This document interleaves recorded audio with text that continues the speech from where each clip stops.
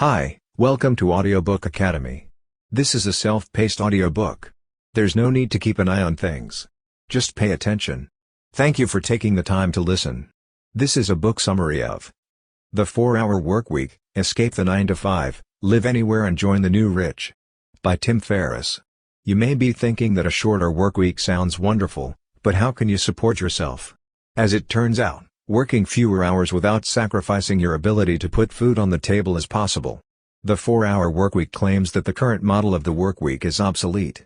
We have the power to reshape our lives in such a way that we work fewer hours while earning more money.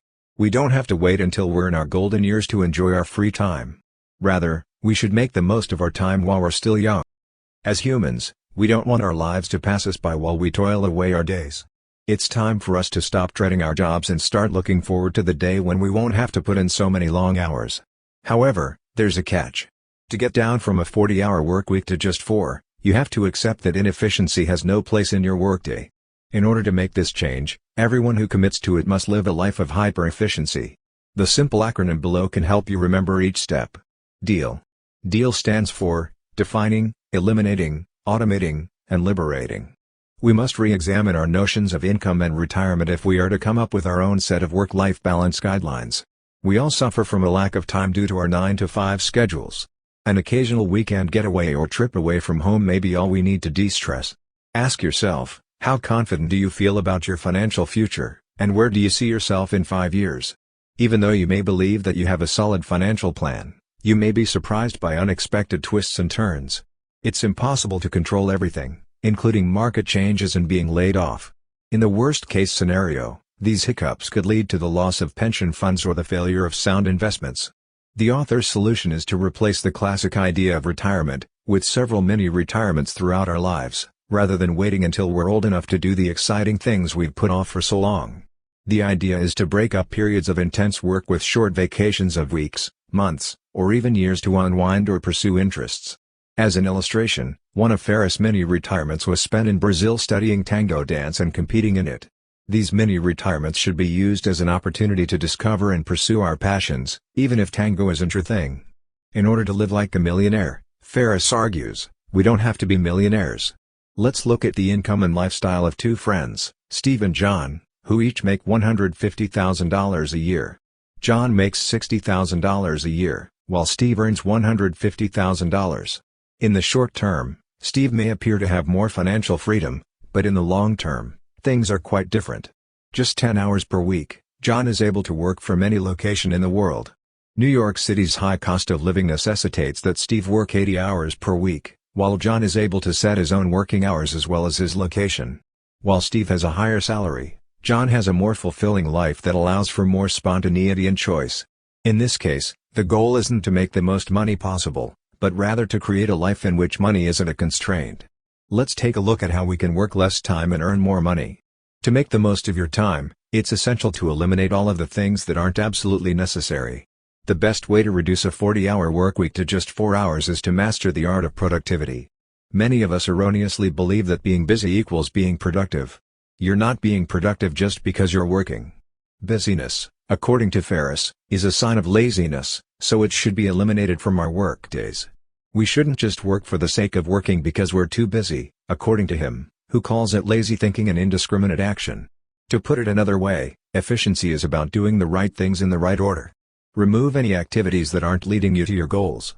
You can get started by enforcing strict digital minimalism standards. Keep your inbox clutter-free by only opening your email once or twice a day at most. Pareto's Law and Parkinson's Law are two universal laws when it comes to maximizing productivity.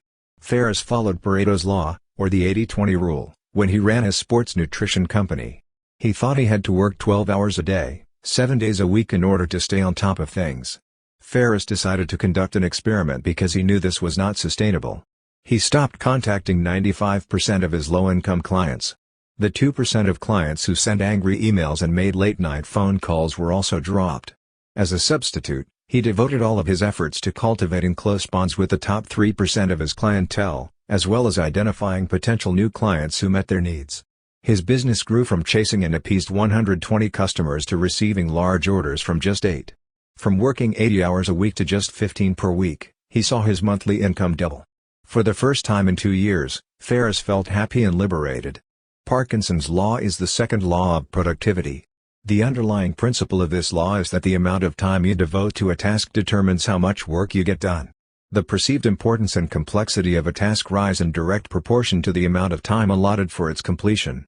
Due dates rule the day. Setting short deadlines and breaking large projects down into smaller pieces with strict cutoff times are therefore recommended habits to cultivate. For productivity, less really is more. The question is, however, how else can we shave time off the clock? It's a cinch to do. Automating tasks is a skill that we must acquire. DEAL stands for Deal with Automation. The next step is to delegate the tasks you don't need to be doing yourself, so that you can focus on the essentials. It's not easy, but the payoff is well worth the effort. Calculate how much time you have, and use it wisely on the tasks that are unique to you. The secret is to delegate or automate tasks that can be done easily by others. This will allow you to focus on tasks that are within your area of expertise. There are a number of trustworthy and cost-effective platforms from which you can hire freelancers. If you're looking to outsource a project, platforms like Upwork and Fiverr make it easy to do so. A freelancer can handle any task that doesn't necessitate having an employee present on site, including marketing, writing, coding, and development. If, on the other hand, you're better at writing content, why not outsource web design, marketing, and even product development to freelancers? Thus, you'll have more time to do the things you enjoy. Liberation is the L in DEAL. Having unrestricted mobility is the essence of liberation. Entrepreneurs can benefit from currency exchange when working in a country that allows it. You can make money in dollars but live in a country where the exchange rate is favorable.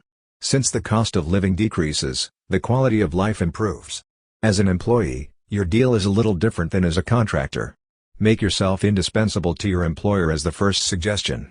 Upskill yourself to the point where your company doesn't need you as much as they do. Show an increase in output at the same time. Request time to work remotely after you've completed this step. Make the most of this time to show your value and productivity while working from home. Your time can be better spent on the things that really matter if you are free of the constraints of time and location imposed upon you. The message is clear: doing nothing isn't the end goal. Depressed people waste their time. As a substitute for this, focus on activities that bring you pleasure. To live is to learn, so take advantage of your free time to discover what excites and challenges you, and then go do it. How to find your creative voice? It's time to create your muse now that you know the deal. In the business world, a muse is anything that generates recurring revenue. As we all know, technology has made it much easier to start, run, and analyze businesses. Creating a business that provides us with income, time, and location independence is now more important than ever. It's important to remember, however, that the goal here is to own a business, not just run it. Instead of trying to build the next billion-dollar company or something that will supposedly change the world, we should focus on finding a business muse that can help us make money without taking up too much of our time and energy. Where can we look for our muse? If we want to make money on autopilot, we must have a product that we can market and sell. Keep in mind, however, that it must have low costs of testing, be easy to automate, and require minimal maintenance. Determine what you know about the market and then look for the gaps. Is there anything you could add to a product that's already doing well in the market? Consider the particulars. Inquire as to what skills are in demand in your market. Learn how to do something and then create a product that teaches others how to do it as well. Remember that selling products is easier than selling services. The reason for this is that services often have a manual component and customer support issues at some level. If we're going to follow our muse, it has to be something that others want as well as something that we want. A critical step following brainstorming is testing and assessing.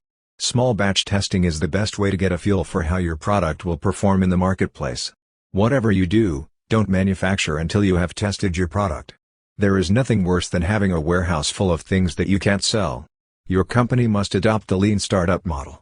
You begin by determining if there's a market for your product, and then you begin scaling up if there is.